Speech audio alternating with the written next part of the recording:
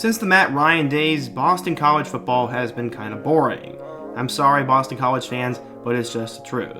Under Steve Addazio, they had a couple good years here and there, specifically in 2018, but they needed a new coach, new players, and a new style that would change the way the program looked, make it more appealing to recruits, and more importantly, make attendance and fan attention go up. That is exactly what they did in 2020 when they hired Jeff Hafley to become their new head coach.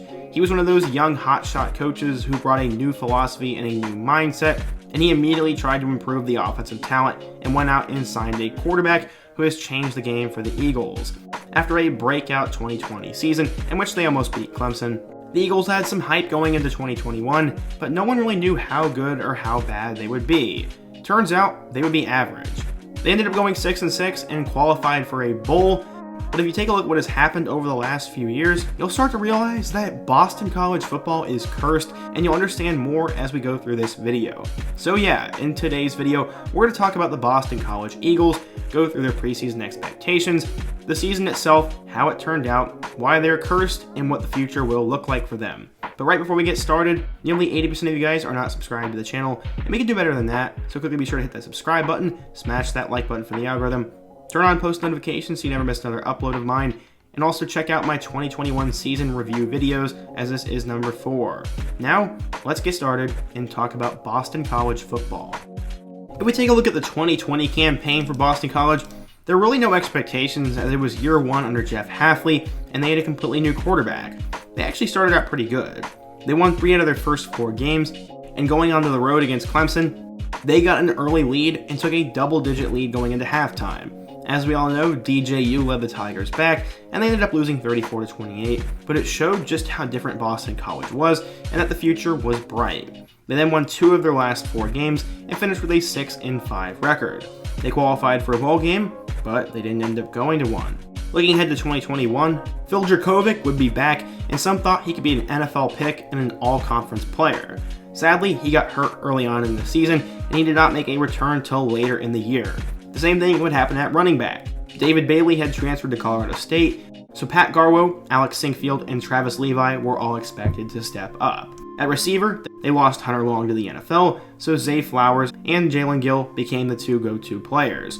How did they end up doing in 2021? Well, it was kind of boring. Jurkovec played really well in week 1, but then he got hurt. Dennis Grosel became the quarterback after that and led them to wins over UMass, Temple, and Missouri, and that game came in overtime.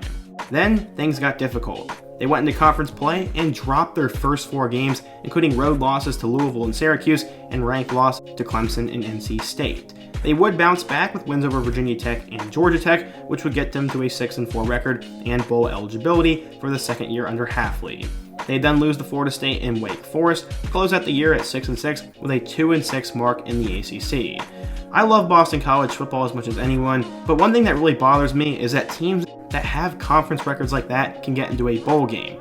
It's one thing if you're 4-5 or even 3-5, but going 2-6 in a pretty bad ACC is not worthy of going to a bowl game. Nevertheless, I don't make the rules, and they qualified for the Military Bowl against East Carolina.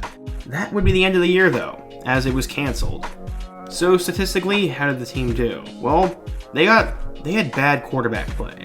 Grosel only threw for 1,216 yards with 6 touchdowns and 7 picks, and Jurkovec had a very limited role. Pat Garwo did emerge as a star running back as he ran for over 1,000 yards and 7 touchdowns, and he will look to be one of the best backs in the ACC next year. In the receiving game, Zay Flowers did take a little bit of a step back, but he still led the team at 44 catches for 746 yards and 5 touchdowns. The next guys were Trey Berry, Jalen Gill, Jaden Williams, and CJ Lewis, but they will look to get more out of that unit going into next year. On defense, Cam Arnold led the team with 61 tackles, Marcus Valdez became the top pass rusher with 5 sacks, Elijah Jones was the best defensive back with 5 pass deflections, Brandon Sebastian was the best ball hawking player as he had 4 interceptions, and Valdez also forced 2 fumbles. This team was pretty boring. No offense to them, but none of the players really stuck out. They didn't really win any fun games, and they were just average. That is sort of what I expected though. Too many people got on the Boston College hype after last year, and I think if Jurkovec had played, it would have been a little bit better, but now they are loading up for a great 2022 season. They'll return Jurkovec, Flowers, and Pat Garwo, plus a lot of these defensive players, So I could see the Eagles being a breakout team for 2022. In terms of recruiting, Hafley's done alright. He signed 2 4-star recruits in Drew Kendall and Clinton Burton Jr., and then Bryce Steele is on the border of being a 4-star, but after that, it's a typical middle-of-the-pack ACC class, as it is ranked 8th in the conference and 37th nationally. There is potential for them to add a couple more guys throughout this winter and spring, but I'd say this is a pretty good indicator of where they are. A team that recruits average, plays average, and wins average games. But I am very optimistic for Hafley, and I find myself rooting for Boston College football. When you do take a look at their 2022 football schedule, they start out with a home matchup against Rutgers, and while that team will be improved, that's a winnable game. They will have it a little bit tough as they do have to go to Virginia Tech in week 2, but they will be in year 1 under a new coach. They then play Maine and UConn, and those 2 games should be winnable, so they have a real possibility of going 4-0 in my eyes. That would lead to a huge matchup with number 8 Notre Dame, and then they play Clemson at home, both of which I would say are losses. After that, though, I predict them winning their last 6 games. They play Duke, Louisville, Syracuse, Florida State, NC State, and Wake Forest, and while they'll probably trip up on one of them, they have a real chance of winning all 6 of those games, and I could see Boston College going 9-3 or even 10-2 next year. There is still a lot up in the air at this moment, though, and with how the program does historically, that would be a tall task. In terms of the title of this video, Why They're Cursed, I stumbled upon a weird stat. In the last 4 years, Boston College has qualified for 4 bowl games. Guess how many they've played in? 1. In 2018, their bowl game was canceled due to lightning. In 2020, it did not play because of everything going on in the world. And in 2021, the same thing happened. In 4 years, they've only played in 1 bowl game, and that leads me to believe this team is a little bit cursed in that department, and I just cannot believe that. They also are always cursed by going 6-6 or 7-5 every year, and it seems they can never get over the hump and do something different. I am optimistic though for the future of this program, and I'm curious to watch all these players. What do you guys think though?